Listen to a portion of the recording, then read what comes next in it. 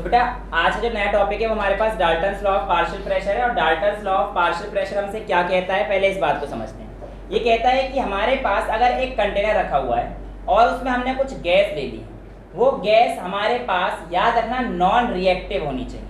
अगर आप कोई गैस ऐसे तो रिएक्ट कर जाए तो उस केस में आप Dalton's law of partial pressure नहीं लगा सकते। एग्जाम्पल के तौर पर आप CO और O2 गैस को नहीं ले सकते एक कंटेनर, क्योंकि ये गैस रिएक्ट कर जाएंगी। डाल्टन साहब ने कहा था किसी भी कंटेनर के अंदर अगर आप कोई ऐसी गैस लेते हैं जो कि नॉन रिएक्टिव होंगी तो इसका जो टोटल प्रेशर आएगा वो बराबर होगा इंडिविजुअल गैस के पार्शियल प्रेशर के बराबर। यानी कि यहाँ पे जितनी गैस होंगी यार, 1 2 3 4 5 10 50, मुझे कोई मतलब नहीं है उस बात से, लेकिन टोटल प्रेशर आएगा वो कैसे आएगा, जब आप हर एक गैस द्वारा लगाए गए प्रेशर, पार्शियल प्रेशर को ऐड करें। यानी कि P total is equal to sum total of all the individual partial pressure.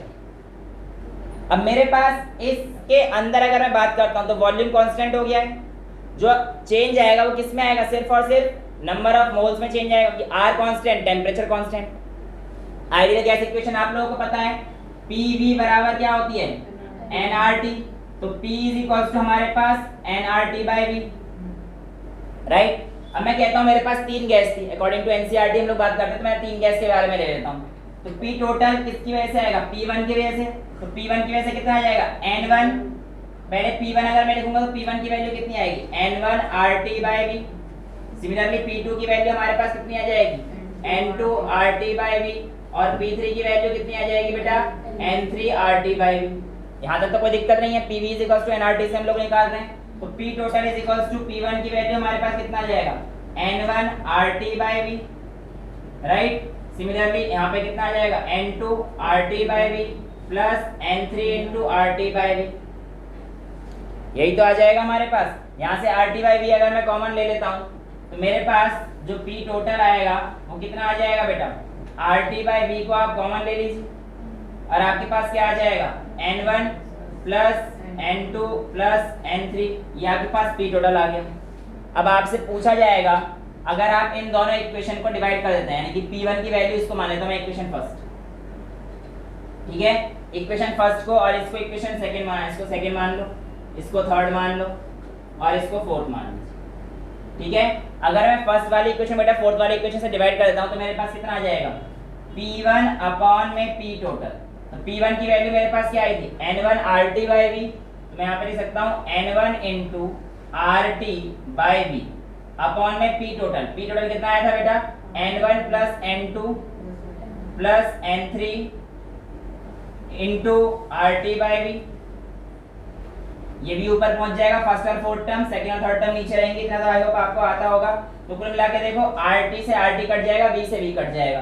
तो P1 अपॉन P टोटल जो आपके पास आएगा ये आ जाएगा N1 upon N1 plus N2 plus N3। यहाँ पर N क्या है, number of moles of gas. Chapter 1 में भी पढ़ चुके हैं आप, नंबर ऑफ मोल्स कैसे निकालते हैं, मास अपॉन मोलर मास से।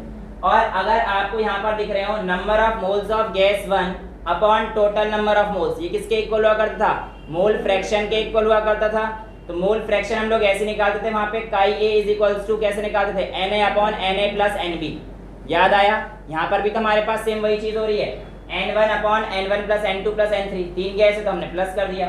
तो हमारे पास यहाँ पर ये क्या गलती हो गई है, PT है, ठीक है। तो हमारे पास P1 इज इक्वल्स टू, इसको मैं क्या लिख सकता हूँ, काई 1 लिख दूँ। तो P1 इज इक्वल्स टू काई 1, और ये हमारे पास क्या आ जाएगा, काई 1 आ गया है, PT को इधर पहुंचा दो तो इनटू P टोटल। यानी कि अगर आपको किसी भी गैस का पार्शियल प्रेशर निकालना होता है तो आप कैसे निकाल सकते हैं, टोटल प्रेशर को उसके मोल फ्रैक्शन से मल्टीप्लाई कर दीजिए, आपके पास उस गैस का पार्शियल प्रेशर आ जाता है। तो ये आपसे पूछा जाता है कि आप कैसे निकालेंगे। तो आपके पास देखो NCERT में दे रखा है, for the other two gas P2 is equals to chi 2, आपके पास आंसर आ जाएगा इनटू P टोटल, और P3 सेम यही हो जाएगा ना, यहाँ पर आप P2 अपॉन PT कर दीजिए, P3 अपॉन PT कर दीजिए। किसी के लिए भी गैस के निकालना है, P जो भी आपको निकालना पड़ेगा is equals to mole fraction into total उसका। तो ये आपके पास सिंपल सा आ जाएगा।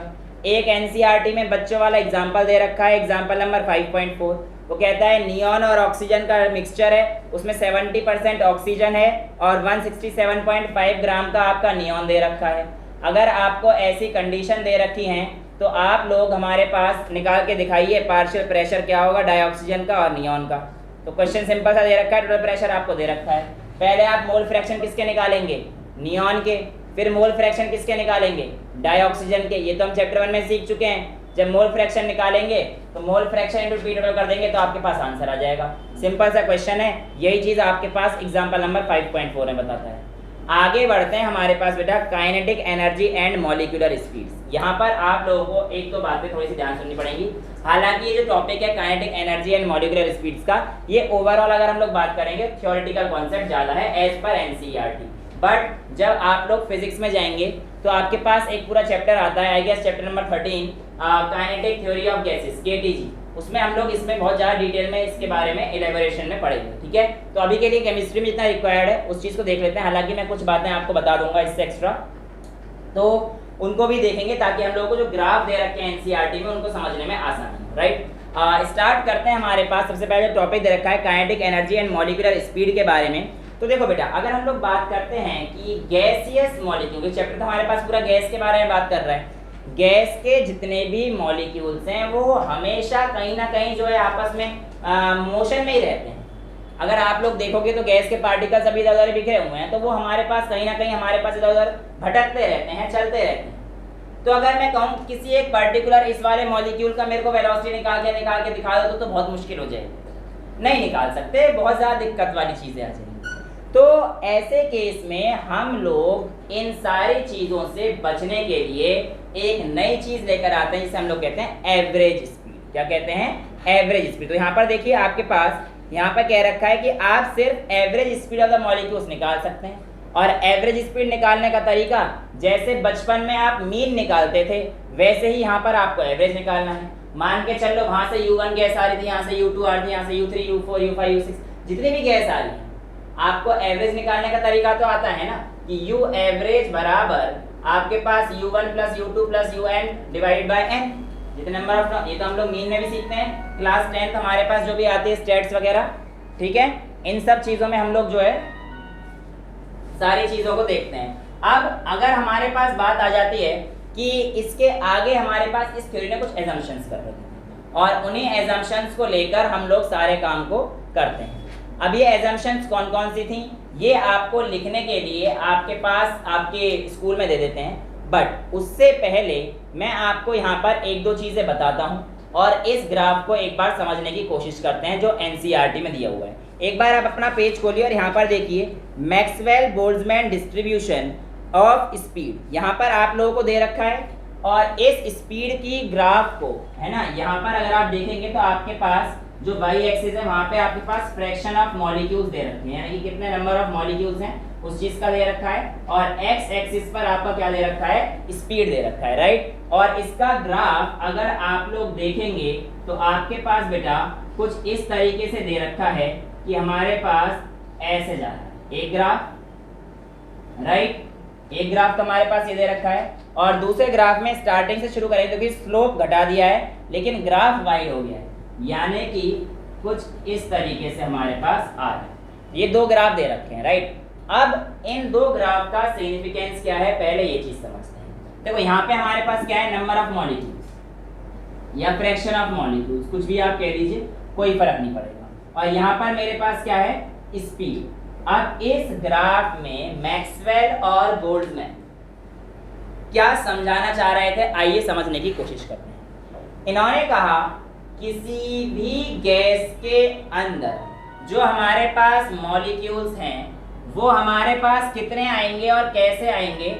तो किसी भी जगह पर अगर हम लोग इस ग्राफ को समझने की कोशिश करते हैं तो कैसे करेंगे, देखिए जो हमारे पास मॉलिक्यूल, यहाँ पे क्या है, स्पीड बिल्कुल कम है, देखो ना यहाँ पर कम है, बढ़ती गई स्पीड बढ़ रही है, फिर यहाँ पे एक बार कम हो गई, राइट। इसने कहा कि स्पीड हमारे पास यहाँ से यहाँ पर जा रहे हैं तो इंक्रीज हो रही है, देखो एक्स एक्सिस पे स्पीड है ना, इस कहानी का मतलब तो यहाँ पे 0,0 तो ऑरिजिन हो गया, यानी कि अब हमारे पास अगर एक्स एक्सिस पे जा रहे हैं तो स्पीड बहुत ज्यादा बढ़ रही है।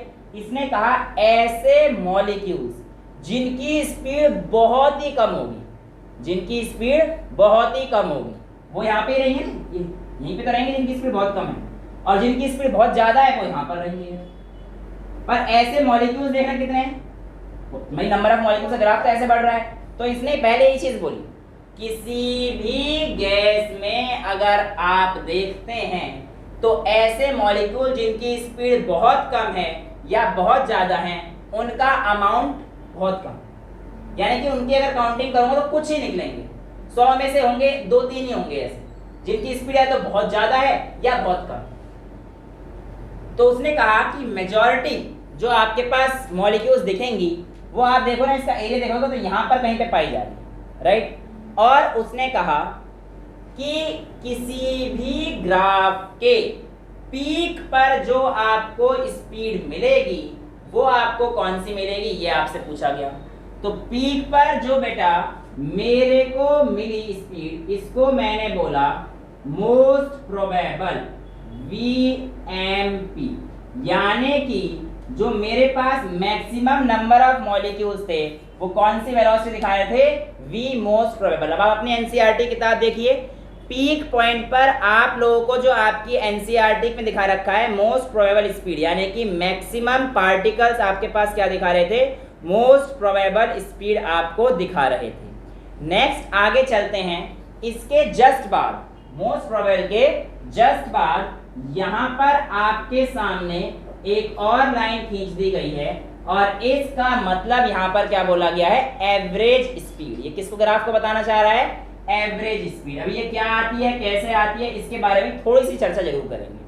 और उसके बाद थोड़ा सा और आगे जाओगे तो यहाँ पर जो हमारे पास आती है, ये हमारे पास क्या आती है बेटा, ये आती है रूट मीन स्क्वायर वेलोसिटी, यानी कि VRMS से हम लोग इसको डिनोट करते हैं। तो इसने कहा किसी भी कैरेक्टरिस्टिक कर्व में ऐसे मॉलिक्यूल्स जिनकी स्पीड बहुत कम या बहुत ज्यादा, ऐसे फ्रैक्शन ऑफ मॉलिक्यूल काफी कम पाए गए थे। मैक्सिमम नंबर ऑफ मॉलिक्यूल्स वो थे जिनकी वेलोसिटी मोस्ट प्रोबेबल, यानी कि अब कुछ मतलब आप क्लास में कैसे समझो कि एवरेज बच्चे सबसे ज्यादा होते हैं, भाई बहुत ज्यादा पढ़ने वाले बच्चे भी कम होते हैं और मेरी तरह नालायक बच्चे भी कम होते हैं, है ना। एवरेज बच्चे काफी ज्यादा रहते हैं। तो कहानी यही थी, बहुत ज्यादा पढ़ने वाले भी कम है और बहुत ज्यादा शैतान भी कम है। तो सबसे ज्यादा मोस्ट प्रोबेबल कौन से वाले हैं, एवरेज वाले। तो नंबर ऑफ फ्रैक्शंस उनका ज्यादा है, फिर उसी के आसपास ही रहते हैं 60 70 80 वाले। तो ये एवरेज और रूट मीन स्क्वायर वाली ये वैल्यू अभी हम लोग देखते हैं, पर आप पहले इससे पहले एनसीईआरटी के 1-2 लाइन को जरूर देखिए। यहाँ से The graph shows that the number of molecules possessing very high and very low speed is very small and maximum is called the most probable speed। यहाँ तक आपके पास कोई दिक्कत है, यहाँ तक चीज़ समझ में आ गई है। अब इसने बोला कि अगर मैं टेम्परेचर को बढ़ा देता हूँ, ध्यान सुनना, अगर मैं टेम्परेचर को बढ़ा देता हूँ तो कहानी क्या होगी। कहानी टेम्परेचर के बढ़ाने पर बेटा ये हो गई यार। इस बात से क्या मतलब है, देखो टेम्परेचर के बढ़ाने से जो मॉलिक्यूल्स पहले धीरे धीरे भाग रहे होंगे अब उनके अंदर काइनेटिक एनर्जी आ जाएगी। काइनेटिक एनर्जी आने की वजह से क्या होगा, उनके अंदर मोशन तेजी से हो जाएगा, उनकी वेलोसिटी क्या हो जाएगी, बढ़ जाएगी। यानी कि आपको ऐसा लग रहा होगा कि हमारे पास जो मोस्ट प्रोबेबल है इसका ग्राफ कम हो गया है तो इनकी वेलोसिटी कम हो गई होगी, नहीं, वेलोसिटी बढ़ रही है। देखो अगर आप ध्यान से देखो, जब स्पीड तो हमारे पास एक्स एक्सिस में है ना, तो टेम्परेचर बढ़ाने पर ये स्पीड क्या हो गई है, बढ़ गई है। बट ये वाली चीजें हैं शिफ्ट, यानी कि मेजॉरिटी ऑफ द जो पार्टिकल्स यहाँ पर आते हैं पहले के, उनकी भी स्पीड बढ़ गई है और वो भी अब कहाँ पे आना चाह रहे हैं, मोस्ट प्रोबेबल पे। यानी कि टेम्परेचर बढ़ाने पर जो यहाँ के मॉलिक्यूल्स थे अब वो भी धीरे धीरे यहाँ पर पहुंच रहे हैं। इस वजह से जो ये वाला ग्राफ है इसका स्लोप कम हो जाता है और स्पीड इनकी बढ़ जाती है, इसलिए आगे की तरफ शिफ्ट हो जाता है।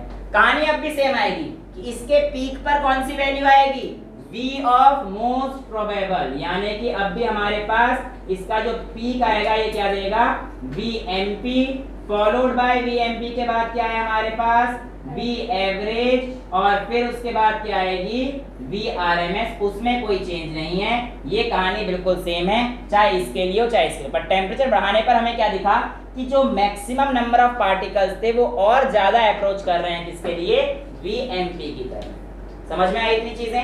अब आगे बढ़ते हैं हम लोग कि मैं अगर कुछ पार्टिकल, जैसे कि आपकी एनसीईआरटी के वाले नाइट्रोजन और क्लोरीन का एग्जांपल दे रखा है, देखिए क्लोरीन और नाइट्रोजन के ले रखा है, राइट। अब क्लोरीन और नाइट्रोजन के केस में स्पीड कैसी आएगी इस बात को देखते हैं। अब आप खुद सोच के चलो, आपकी क्लास में एक बच्चा है साहिल और एक मैं बैठा हूं। अगर साहिल यहाँ पे आ जाए, मान के चलो साहिल क्लोरीन है और मैं नाइट्रोजन, क्यों? ये हम दोनों का क्या डिफरेंस है? मास में डिफरेंस है। अब हमारी रेस हो जाए, हमारी रेस होगी तो कौन जीतेगा? थैंक यू, पता ही है तुम लोगों को। तो मैं जीतूंगा, क्यों जीतूंगा? क्योंकि मेरा मास कम है। तो कुल मिलाकर कहने का मतलब क्या है? जिसका मास कम होगा उसकी वेलोसिटी ज्यादा होगी। तो यहाँ पर यही चीज देखा जाएगा। ग्राफ में कोई अंतर नहीं आएगा, ग्राफ में कोई अंतर नहीं आएगा, बस ये है ग्राफ इस तरीके से बनेगा। लेकिन भाई बना के दिखा दिया है तो हम भी बना के दिखा देते हैं। जो हमारे पास क्लोरीन है उसका मास ज्यादा है, तो यानी कि जो उसकी स्पीड आएगी वो क्या आएगी? थोड़ी सी कम वाली आएगी। यानी ये वाली कहानी क्लोरीन के लिए लागू होगी। और अगर ये चीज मेरे को नाइट्रोजन के लिए लगानी है तो ये नाइट्रोजन के लिए जाएगा। आप अपनी एनसीईआरटी में अगर ग्राफ देखेंगे, यूएमपी फॉर नाइट्रोजन आपको दिखा रखा है और आपके पास ये भी दिखा रखा है। तो यहाँ से आप लोगों को समझ में आ गया होगा कि मास जिसका ज्यादा होगा उसकी मोस्ट प्रोबेबल स्पीड क्या हो जाएगी? कम हो जाएगी। और जिसका मास कम होगा उसकी मोस्ट प्रोबेबल स्पीड क्या हो जाएगी? ज्यादा हो जाएगी। तो मास पे इनवर्स रिलेशन रहता है। आप लोगों को ये भी पता है कि काइनेटिक एनर्जी का फॉर्मूला मेरे पास क्या रहता है? काइनेटिक एनर्जी किसके बराबर रहती है? 1/2 m टाइम्स u स्क्वायर के बराबर रहती है। लेकिन यहाँ पर तो गड़बड़ है, मैं एक पार्टिकल की तो बात कर ही नहीं सकता। तो यहाँ पर अगर मेरे को u निकालना होगा तो u तो पूरे पार्टिकल का निकालना पड़ेगा। तो यानी कि मैं यहाँ पे काइनेटिक एनर्जी एक की नहीं निकाल सकता, तो मेरे को काइनेटिक एनर्जी क्या निकालनी पड़ेगी? एवरेज काइनेटिक एनर्जी निकालनी पड़ेगी। यानी नहीं निकालोगे कोई फायदा नहीं है ना उस चीज का। मैंने क्या बोला? क्योंकि मेरे को बताना है कि इस पूरे स्लोप का अंदर जो पूरे पार्टिकल्स हैं काइनेटिक एनर्जी कितनी है। तो आप एक पार्टिकल का तो निकाल के नहीं कर सकते, है ना?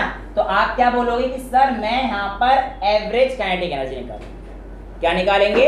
एवरेज काइनेटिक एनर्जी निकालेंगे। और एवरेज काइनेटिक एनर्जी के लिए आपके पास ये जो u आएगा ये कैसे आएगा? आपका u एवरेज, जो कि आपके पास फिर से वही हो जाएगा बेटा। u एवरेज जो आप निकालेंगे तो उसका कैसे आ जाएगा? u1 square plus u2 square dot dot dot dot un upon में n।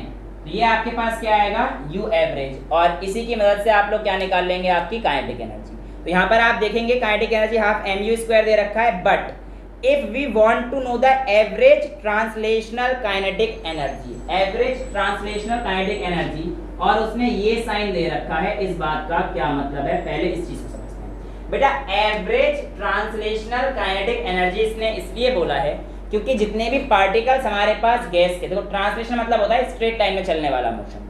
तो जितने भी पार्टिकल्स है ना गैस के, वो मूव तो बेटा स्ट्रेट लाइन में ही कर रहे होंगे। हाँ ये बात अलग है कि किसी से टकराने के बाद या किसी से ठुकने के बाद उनकी डायरेक्शन में चेंज आ रही होगी, पर चल तब भी स्ट्रेट लाइन में रहे होंगे। यानी कि अगर वो यहाँ से चला, इससे टकराया, फिर ऐसे ऐसे ऐसे, चल तो अब भी स्ट्रेट लाइन में रहा है, कैसे ही जाए पर चलेगा हमेशा स्ट्रेट लाइन में। ठीक है, तो कहानी ये है कि हमारे पास पार्टिकल ट्रांसलेशनल मोशन ही करेगा, लेकिन हम लोग उसकी एक वेलोसिटी नहीं निकाल सकते, इसलिए सबका सब निकालने के लिए हम लोग क्या निकालेंगे? उसकी पूरी एवरेज निकालेंगे। तो एवरेज वेलोसिटी के लिए आपका ये दे रखा है और इसी को हमने एवरेज बोला है, वी एवरेज, जिसकी वैल्यू अभी हम लोग थोड़ी देर में बात करेंगे। ये बार तरीका होता है बेटा एवरेज बताने। ये तो क्लास 7th 8th 9th पता नहीं कहीं ना कहीं बताया जाता है कि आप अगर मीन निकाल रहे हैं या एक टर्मिनेटिंग, नॉन टर्मिनेटिंग, रिपीटिंग, पता नहीं कुछ ऐसे होता था ना, किसी के ऊपर बार लगा दो उसका एवरेज बता रहे हैं। हाँ 6th क्लास, शाबाश बेटा। हाँ तो 9th भी होता है। हाँ बेटा मैं ये तो बताना चाह रहा हूँ तुम्हें कि ये होता था, मैं तो खुद ये कह रहा हूँ होता है। ठीक है चलिए अब आगे चलते हैं। आगे हमारे पास एक और टर्म आती है रूट मीन स्क्वायर। देखिए यहाँ पे, अब यहाँ पर आता है कि आपके पास जो एवरेज स्पीड है, प्रोबेबल स्पीड और एवरेज स्पीड तो आपको समझ में आ गई है। इन दोनों के अलावा एक स्पीड और होती है, इसे हम लोग कहते हैं रूट मीन स्क्वायर स्पीड। नाम से ही पता पड़ रहा है, देखो RMS कौन सी वैल्यू है? Root mean square. तो भैया सबसे पहले स्क्वायर करो। देखो इधर से चलना होता है, इस कहानी के लिए हमारे पास जो वैल्यू चलनी होती है उल्टी चलते हैं। कैसे? जो आपको स्पीड दी गई है पहले उसका स्क्वायर करिए। जैसे u दे दिया तो u स्क्वायर हो गया। मीन निकालने के लिए इसका मतलब हमारे पास बहुत सारी स्पीड है, तो u1 square plus u2 square dot dot dot, यानी कि हमारे पास क्या आ गया है? ये आ गया है u बार, इसका स्क्वायर मतलब मीन आ गया है ना, और लास्ट में क्या बोल रहा है? रूट, तो इसका रूट लगा। तो रूट मीन स्क्वायर स्पीड जो आती है किसी पार्टिकल की, उसको कैसे निकालते हैं? पहले उसका स्क्वायर करेंगे जितनी वेलोसिटीज दे रखी हैं, उनका फिर मीन निकालिए और फिर आगे उनका रूट कर दिए। तो रूट मीन स्क्वायर स्पीड जो आपके पास आती है वो यहाँ पे दे रखा है, if we take the square root of the mean of the square speed then we get a value of speed which is different from both the most probable and the average speed and that speed is called the root mean square speed, जिसकी आपके पास value आपके सामने दे दी गई है। अब आपके पास पूछा गया है कि इस रूट मीन स्क्वायर में से, मोस्ट प्रोबेबल में से और एवरेज में से जो वैल्यू आती है उसकी आपको पता होनी चाहिए। सबसे तेज वैल्यू आपके पास किसकी रहती है और सबसे कम वैल्यू आपके पास किसकी रहती है। तो बेटा आपके पास ये जो वैल्यू आती है इस तरीके है कि सबसे तेज जो पार्टिकल भाग रहे होंगे वो कौन से भाग रहे होंगे, रूट मीन स्क्वायर वाले पार्टिकल सबसे तेज भाग रहे होंगे। हालांकि आपके एनसीईआरटी ने रेशियो को दे रखा है और अगर इसमें क्वेश्चंस अगर आप लोग करेंगे तो आपको कुछ जनरलाइज चीजें मिल जाएंगी, तो उनको आप सॉल्व कर लीजिए। जो आपके पास म्यू आरएमएस आता है, सॉरी यू आरएमएस आता है, यानी कि रूट मीन स्क्वायर वाली वेलोसिटी आती है। अगर मैं इसकी बात करूंगा तो बेटा ये वैल्यू आती है मेरे पास under root 3RT/m where m is the molecular mass of the gas. यानी कि अगर मैंने आपको कोई गैस दे दी है और मैंने आपसे कहा उसका रूट मीन स्क्वायर बताइए स्पीड कितनी आएगी, तो आप क्या करेंगे, अंडर रूट 3RT/m। कैसे आया, क्या आया, ये सारी डेरिवेशन हम लोग केटीजी में सीख लेंगे, है ना। वैसे डेरिवेशन तो पूरा और तो हायर क्लासेस में, but if you want to know तो हम लोग केटीजी में करेंगे। सिमिलरली हमारे पास यहाँ पर अगर एवरेज की बात आती है तो ये हमारे पास आता है बेटा अंडर रूट ऑफ 8RT/πn। कितना आता है, अंडर रूट ऑफ 8RT/πn। और ये जो हमारे पास आता है मोस्ट प्रोबेबल ये आता है हमारे पास 2RT/m। अब अगर आप ध्यान से देख पाओगे, देखो ये 3 होगी, RT/m तो सब में कॉमन है, 3.1 समथिंग आएगा तो 2 पॉइंट समथिंग आएगा, है ना। 2 पॉइंट समथिंग ऑब्वियसली बात है 2 से बड़ा होगा। तो ये आपके पास रिलेशन होता है, ये आपके पास जो वेलोसिटीज हैं उसमें सबसे तेज कौन सी चलती है, सबसे तेज कौन सी वैल्यू आती है और कितनी आती है। तो आपको यहाँ पर रिलेशन भी दे रखा है, रेशियो ऑफ 3 स्पीड्स 1 रेशियो 1.128 और 1.224। तो इनकी स्पीड आपके पास दे रखी है, यानी कि हमारे पास इतनी है 1.224, 1.18 जो भी दे रखी है और 1, ठीक है। तो ये वैल्यू आप लोग चेक कर लेना, 1.128 है, ठीक है। तो ये वैल्यू आप लोगों को एनसीईआरटी से ये तो याद रखने की जरूरत नहीं है, पर ये जो रेशियो है किसकी स्पीड सबसे ज़्यादा तेज होती है, ये क्वेश्चन आप लोगों से एमसीक्यूज में आराम से पूछ सकता है, बोर्ड्स में भी और आपके कॉम्पिटिशन में पूछा जा सकता है। तो ये था हमारे पास एक छोटा सा टॉपिक जिसके बारे में आपने क्या पढ़ा, kinetic energy and molecular speeds के बारे में पढ़ा। अब जो अगला टॉपिक है वो हमारे पास है काइनेटिक थ्योरी ऑफ गैसेस के बारे में, यानी कि जो आपके पास गैसेस, काइनेटिक थ्योरी क्यों आ रही है, काइनेटिक वर्ड आते ही आपको ये चीज़ तो समझ में आ गया है कि आपके पास जो पार्टिकल्स हैं वो कैसे हैं, मोशन कर रहे हैं, मूवमेंट शो कर रहे हैं, तभी पार्टिकल के अंदर काइनेटिक एनर्जी आ सकती है। और अगर काइनेटिक एनर्जी आ रही है तो उसकी वजह से जितने भी हमने पीछे चीज़ें पढ़ी वो सारी चीज़ें फॉलो होनी चाहिए। यानी कि PV = nRT को प्रूफ देने के लिए आपके पास KTG बनाई गई थी। अब इसके कुछ पोस्टुलेट्स हैं जो कि आपके पेपर में पूछे जाते हैं कि बताओ भैया इस थ्योरी के अकॉर्डिंग क्या होता है, या इस थ्योरी के 3-4 पोस्टुलेट्स लिख दो, ऐसे भी क्वेश्चन पूछ सकते हैं। एक एक करके इनके पोस्टुलेट समझते हैं। सबसे पहला पोस्टुलेट हमसे जो कहता है वो कहता है gases consist of large number of identical particles that are so small. मतलब पूरी जो थ्योरी है वो समझो, कहता है कि आपके पास जो गैसेस के पार्टिकल्स हैं वो इतने स्मॉल हैं कि जो इनका वॉल्यूम है इनको हम लोग नेग्लेक्ट कर देते हैं। यानी कि जो गैसेस के पार्टिकल्स हैं बहुत छोटे छोटे हैं और इनका वॉल्यूम लोग नेग्लेक्ट कर देते हैं as compare to the volume of the container. यानी कि कंटेनर के अंदर जो हमारे पास पूरा वॉल्यूम है इसके रेस्पेक्ट में अगर मैं एक गैसियस मॉलिक्यूल का वॉल्यूम लेता हूं तो उसको मैं क्या कहता हूं, नेग्लेक्ट करता हूं। देखो एनसीईआरटी क्या कहती है, that the actual volume of molecule is negligible in comparison to the empty space between them.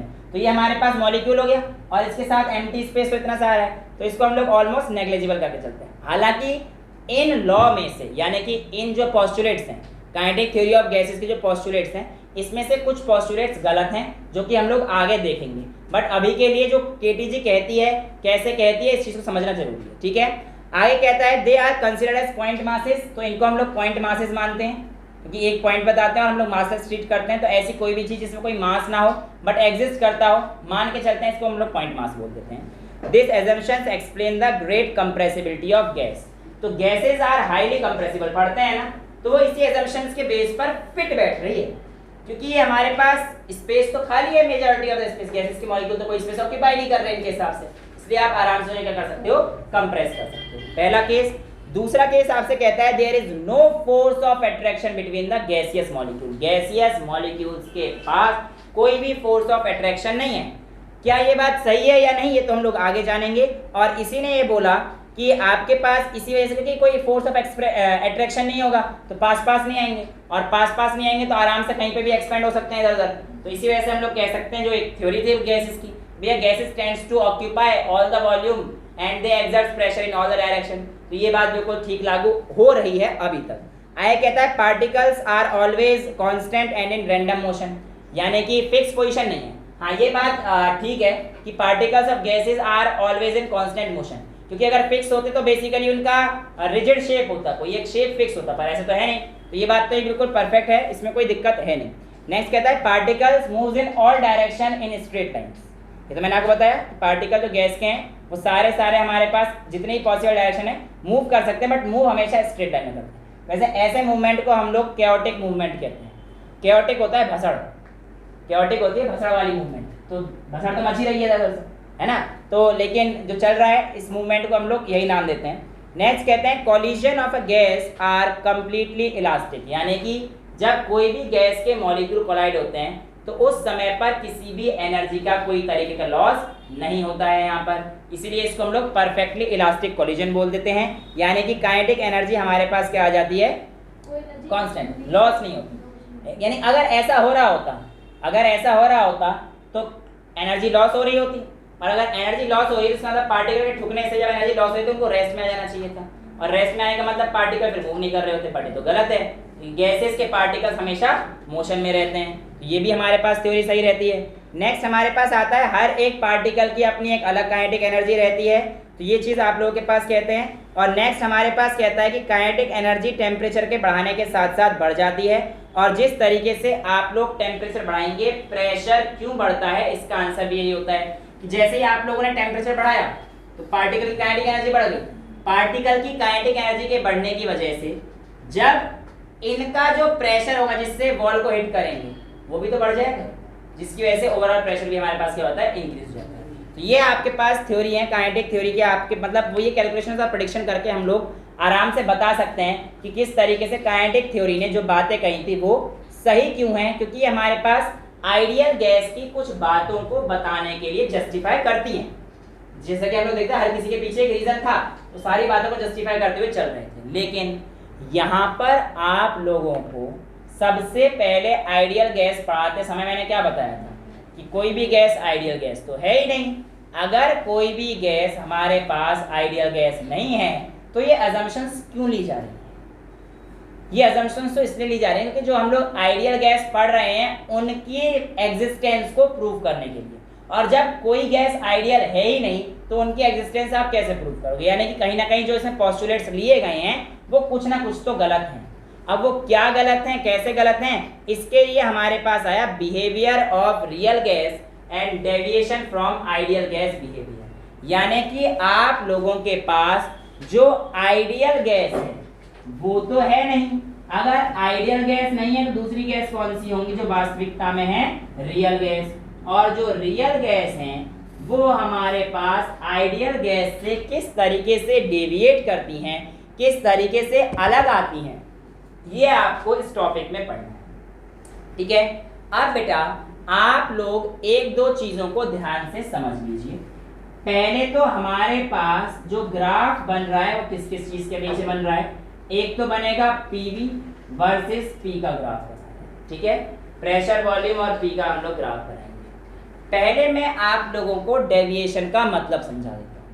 बेटा डेविएशन जब आप क्लास 12 में आओगे तब तो आप पढ़ोगे ही आराम से, बट यहाँ से समझते हुए चलते हैं। डेविएशन होता है अपने ओरिजिनल पाथ से कितना दूर कोई भी चीज है उसको हम लोग डेविएट कहते हैं। याद रहे, जितना आइडियल गैस से ज्यादा डेविएशन कोई चीज करती हुई दिख रही होगी उतना उसके अंदर रियल गैस का बिहेवियर बढ़ रहा होगा।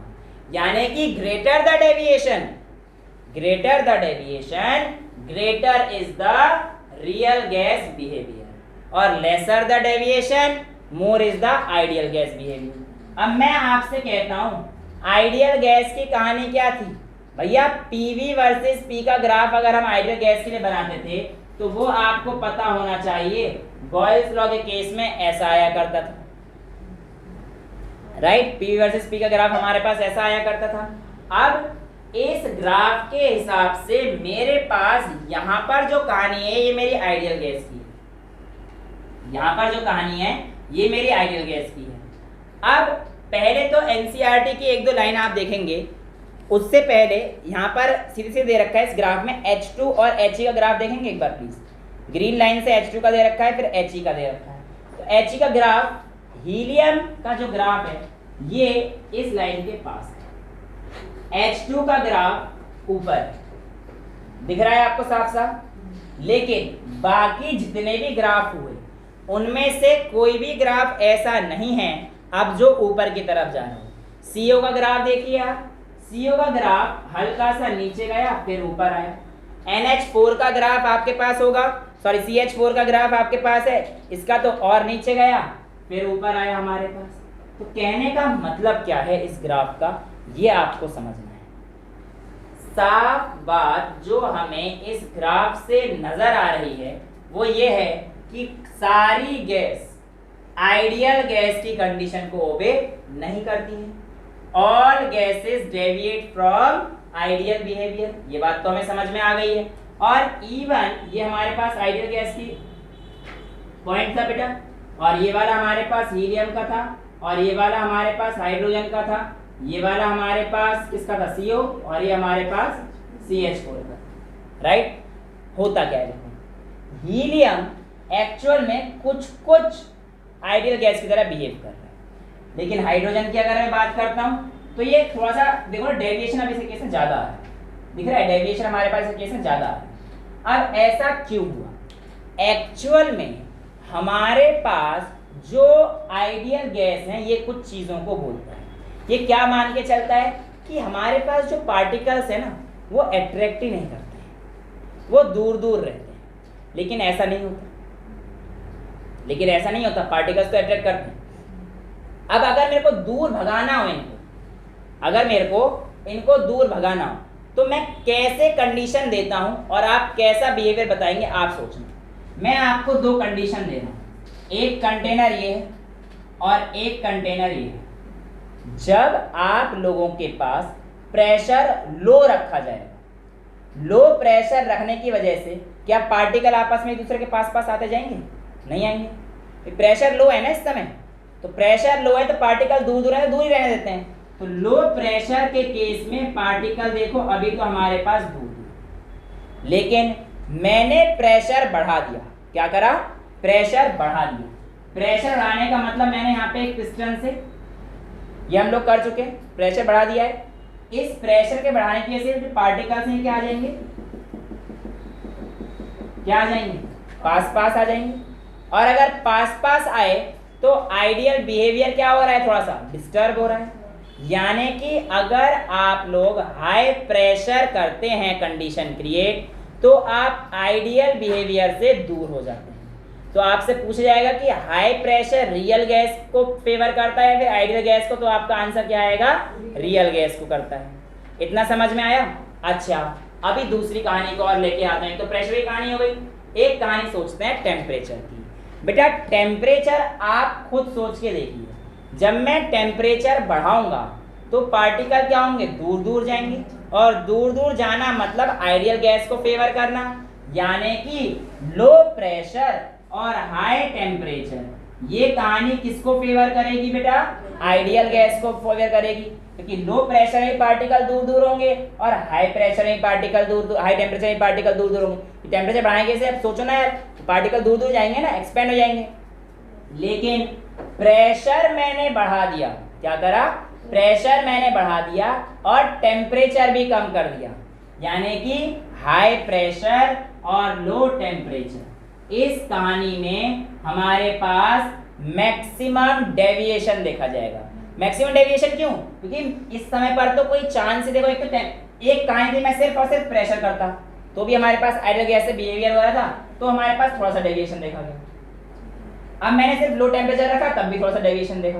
लेकिन जब मैंने हाई प्रेशर और लो टेम्परेचर कर दिया, तो लो टेम्परेचर तो पार्टिकल्स और पास पास आ जाएंगे, और प्रेशर और बढ़ रहा है तो पार्टिकल और पास आके अट्रैक्शन फोर्स और ज्यादा हो जाएगा, और जितना अच्छा अट्रैक्शन होगा, ये तो रियल गैस का बिहेवियर है।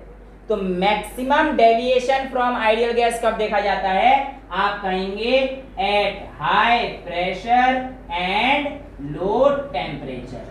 तो ये आप लोगों से पूछा जाता है कि कौन सी कंडीशन है जिसमें आपके पास फेवरेबल रहती हैं। तो आज पूछता है real gas is favourable at, तो इसमें से कोई कंडीशन दे देगा, high pressure low temperature, high temperature low pressure, तो ऐसे बना के 4 ऑप्शन दे देगा, ये आपको पिक करने होते हैं। तो आपके पास फेवरेबल नहीं होगा, वो ऑप्शन गलत है। आपको चूज ये तो करना है कि देखो अब अगर हाई टेम्परेचर है और हाई प्रेशर, तो इसका मतलब हमारे पास बिहेवियर है ही नहीं, इन मॉडरेट बीच में रहेगा, तो ना तो वो रियल की तरह बिहेव कर रहा है, ना हमारे पास आइडियल की तरह बिहेव कर पा रहा है। तो ऐसे केस में तो हमारे पास चीज़ें फंस गई हैं बीच में। तो ये आपके पास कहानी आपको बताना चाह रहा है कि जो आपके पास कार्बन मोनोऑक्साइड है, इन सब में नेगेटिव डेविएशन देखा गया। ऐसा क्यों हुआ है? तो यहाँ पर देखिए कि प्रेशर एक मिनिमम वैल्यू पे पहुँच जाता है, और जब वो मिनिमम वैल्यू पे पहुँच जाता, अच्छा यहाँ पर देखो एक कहानी और है कि ये मिनिमम वैल्यू पे पहुँचने के बाद फिर इंक्रीज क्यों कर रहा है, इस कहानी को समझ लेते हैं। जब आप लोग यहाँ पर पार्टिकल के ऊपर प्रेशर लगा रहे हैं, ठीक है, प्रेशर बढ़ाते बढ़ाते आप लोग अगर यहाँ पर पहुँच रहे हैं, तो अब होता क्या है कि जब पार्टिकल्स इतना पास आ जाएंगे तो इनके बीच में क्या आना शुरू हो जाएगा? रिपल्सिव फोर्स आना शुरू हो जाएगा, ठीक है। और इस रिपल्सिव फोर्स की वजह से फिर हमें जो ग्राफ मिलने को लगता है फिर वो स्ट्रेट, फिर यहाँ से दिक्कत नहीं आती, एक पॉइंट तक तो वो नीचे जाता है, मिनिमम प्रेशर के केस तक पहुँच जाता है, ठीक है। तो मिनिमम प्रेशर पहुँचने के बाद पार्टिकल के पीछे रिपल्सिव फोर्स आना शुरू हो जाती है, और उसके बाद से ग्राफ हमारे पास स्ट्रेट लाइन आता है। देखो यहाँ पर एनसीईआरटी क्या कहती है, in this plot first there is a negative deviation from ideal behaviour. यहाँ पर हमारे पास क्या हुआ है? Negative deviation. देखो आइडियल बिहेवियर से नीचे की तरफ आई तो डेविएशन मतलब चेंज। अब ये जो ऊपर की तरफ जा रहा है पॉजिटिव डेविएशन है, और इससे नीचे की तरफ आ रहा है तो नेगेटिव डेविएशन। ये हमारे पास दोनों क्या दिखा रहे हैं? Negative deviation. The PV value decreases with increase in pressure and reaches to the minimum value characteristic of a gas. तो एक मिनिमम वैल्यू तक पहुंच गई। After that PV value starts increasing, the curve crosses the line for ideal gas and shows positive behaviour continuously. It is thus found that real gas do not follow ideal gas under all conditions. यानी कि यहाँ पर आपके पास बोला गया कि under all condition इस कहानी सेटिस्फाई नहीं होती है। इसके अलावा एक ग्राफ और बनाया है प्रेशर और वॉल्यूम का, इस बार पीवी और पी का था। अगला जो ग्राफ बनाया है वो हमारे पास इसका बनाया है बेटा प्रेशर वर्सेस वॉल्यूम का। इस ग्राफ में आपका जो अभी मैंने चीज बताई वही जो है सेम तरीके से आप लोग देखेंगे। कैसे? देखो प्रेशर इस तरफ बढ़ेगा, प्रेशर इस तरफ बढ़ेगा, और हमारे पास जो वॉल्यूम है वो इस तरफ बढ़ रहा है। अब आप अगर ध्यान से देख पाएंगे तो आपकी किताब में 2 ग्राफ दिखा रखे हैं, एक तो आपके पास इस तरीके से दिखा रखा है और एक जो है आपके पास इस तरीके से, राइट, यहाँ पर आपके पास दिख रहा है। यानी कि आप अगर ध्यान से देख पा रहे हैं तो ये वाली जो पीछे वाली लाइन है हमारे पास किसकी दिखा रखी है? आइडियल गैस की, और आगे वाली जो लाइन है, ये वाली जो लाइन है हमारे पास ये आइडियल गैस की दिखा रखी है, और ये जो हमारे पास लाइन है ये हमारे पास रियल गैस की दिखा रखी है, ठीक है। यानी कि जब हमारे पास वॉल्यूम यहाँ पर देखो, ये इवन ऐसे भी नहीं है, बिल्कुल आराम से अच्छे से ऐसे दिखा रही है, यानी कि ये दोनों सेम वॉल्यूम अप्रोच करना चाह रही हैं आगे जाकर,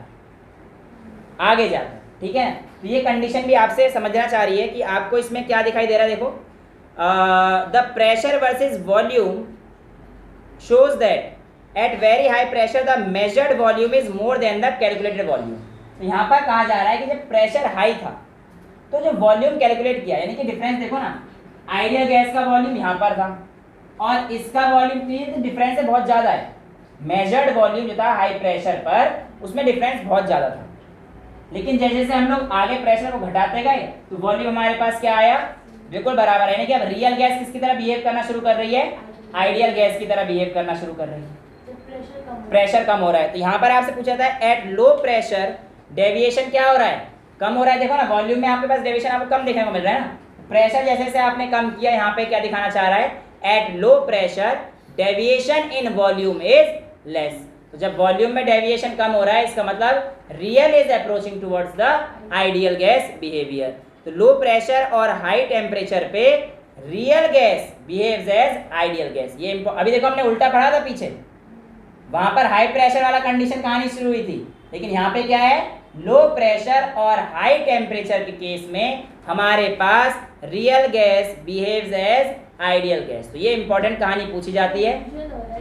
एग्जैक्टली अब देखो यहाँ पर क्या कहानी है कि रियल गैस आइडियल की तरह कब बिहेव करेगी, वहां पर क्या थी, आइडियल रियल की तरह कब बिहेव करेगी।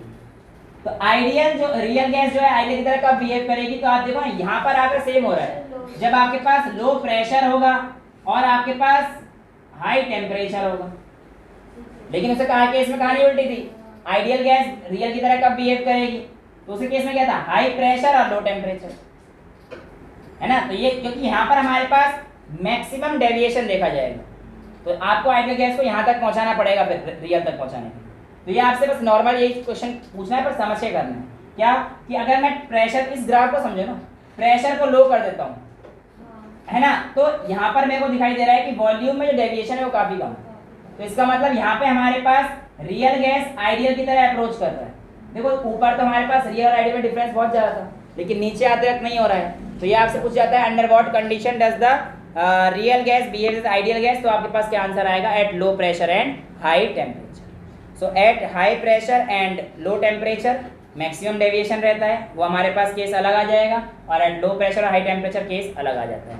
तो ये कहानी आप लोगों के पास पूछी जाती है कि किस तरीके से डेविएशन जो आ रही है ये क्यों आ रही है और कैसे आ रही है। ये चीज़ आप लोगों को अभी समझने के लिए वॉन डेर वाल साहब आएंगे, बट वॉन डेर वाल वाली तो बेशक हम लोग अगली क्लास में कर लेंगे, बट यहाँ पर आप एक दो लाइन पढ़िए प्लीज ये वाली। इट इज फाउंड दैट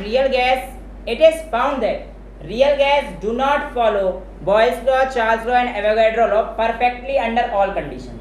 देखो आइडियल गैस हम लोगों ने यही मानी थी जो इन कंडीशन को फॉलो करेगी हर कंडीशन, लेकिन रियल गैस इन कंडीशन को फॉलो नहीं करती है। Now the question arises, first question, why do gases deviate from the ideal behaviour, gas actual में आइडियल बिहेवियर से डेविएट करते ही क्यों हैं। और दूसरा क्वेश्चन है, under what conditions will the gas, what are the condition under which the gas deviates from ideality.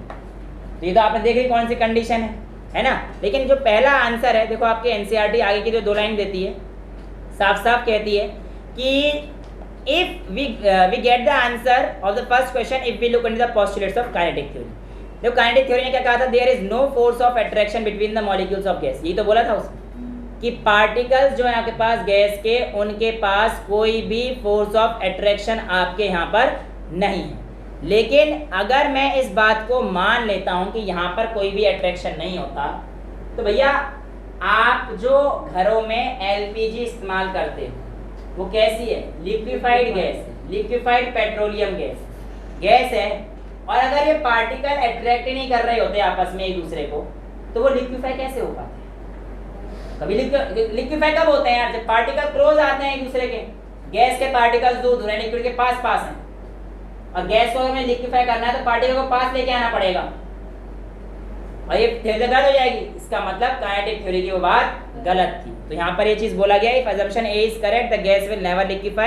However, we know that the gases do liquefy when cool and compress। ठीक है, और यहाँ पर आप लोगों को पूछा जाता है बेसिकली ये सारी चीजें रहती हैं। और B है, उसने क्या माना था, volume of the gaseous molecule, volume of the molecules of gas is negligibly in comparison to all these things. ये सारी चीजें बोली थी, लेकिन अगर ये सही है तो आप कह रहे हैं कि वॉल्यूम जो हमारे पास नेग्लिजिबल है। देखो यही तो बोला कि वॉल्यूम ऑफ द पार्टिकल, मतलब उसको पॉइंट मास ले लिया था। अगर volume of the gas negligible है तो इस बात का तो मतलब इस ग्राफ में आपके पास जो रियल गैस है उसकी लाइन बिल्कुल आइडियल गैस के ऊपर आनी चाहिए थी कि वॉल्यूम नेग्लिजिबल। यहाँ तो वॉल्यूम में चेंज आया, यहाँ चेंज किसका आ रहा है, वॉल्यूम का आ रहा है। और प्रेशर चेंज करने पे वॉल्यूम एक बार को तब जाके कहीं आइडियल बिहेवियर दिखाना चाह रहा है। तो यानी कि ये वॉल्यूम, ये वैल्यू, ये चीज भी गलत है। तो इसको करेक्ट किया, यानी कि घपला किस किस में था, एक तो प्रेशर में था और एक वॉल्यूम में था। तो इस घपले को सही किया हमारे पास वॉन डेर वाल साहब ने, और वॉन डेर वाल साहब ने कुछ करेक्शन दी। बस वो करेक्शन की वैल्यू आज देख लेते हैं, एक्सप्लेनेशन अगली क्लास में देख लेंगे। करेक्शन दो थी, एक थी प्रेशर करेक्शन और एक थी वॉल्यूम करेक्शन। तो प्रेशर के टाइम्स में जो करेक्शन दी थी, उन्होंने कहा प्रेशर सिर्फ ये नहीं होता है, जो आपके पास आइडियल का प्रेशर है वो आता है P real gas plus AN²/V²। ये तो आ गया हमारे पास P आइडियल था। और जो वॉल्यूम हमारे पास आता है उसमें उन्होंने करेक्शन दी V - N। तो ये हमारे पास is equals to nRT। Basically है कुछ नहीं, ये है उसी की reaction PV is equals to nRT। बस करेक्शन कर दिया है कि P की जगह पर आप लोग ये वैल्यू रखेंगे रियल गैस के लिए, B की जगह पर ये वैल्यू रखेंगे और ये है। अब इसमें A क्या है, B क्या है, ये सारी चीज़ें आपके पास वॉन डेर वाल साहब ने समझाई थी, जो कि हम लोग नेक्स्ट क्लास में ले लेंगे। आज के लिए इतना ही रखते हैं, क्योंकि एक टॉपिक जो थोड़ा लेंथी हो जाएगा, फिर क्लास लंबी खिंच जाएगी। आज के लिए इतना ही रखते हैं, नेक्स्ट क्लास में शायद चैप्टर खत्म हो जाए, शायद। ठीक है, तो दैट्स ऑल फॉर टुडे। पूरा थ्योरेटिकल पोर्शन था। Thank you so much. आप जा सकते हैं, इसे पढ़ लेना, वरना इतना कंफ्यूजिंग है ना ये।